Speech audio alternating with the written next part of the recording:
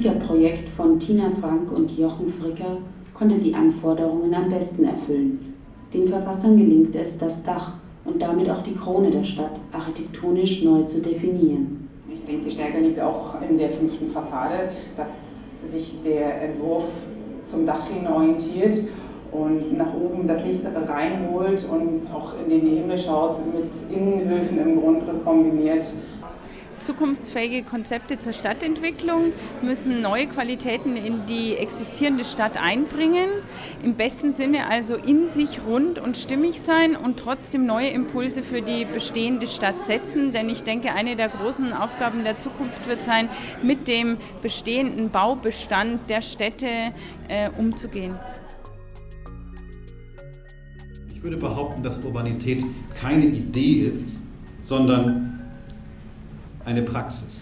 Urbanität als Praxis muss eingeübt werden. Sie leitet die Bewegung der Körper ebenso wie die Blicke der Menschen. Ja, das Wohlfühlen in einer Stadt funktioniert ja auch im Kopf. Also die Stadt besteht ja nicht aus Stein und Beton oder Glas alleine, sondern die Benutzung dieser Stadt erfolgt ja im Kopf der Bewohner.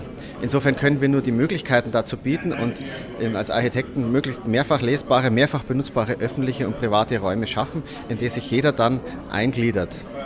Der Wettbewerb zurück in die Stadt möchte jedoch noch einen Schritt weitergehen. Wir möchten gestalterisch anspruchsvolle und auch unkonventionelle Ideen. Wir wollen eine neue Wohntypologie zur Nachverdichtung entwickeln. Das heißt, wir wollen ein neues, flexibles Wohnkonzept, das in Form von Dachparasiten die Dächer der innerstädtischen Gebäude besetzt und eben so eine Antwort auf die fehlenden Bauplätze formuliert, aber eben halt wirklich auch nachweisbar umsetzbar ist.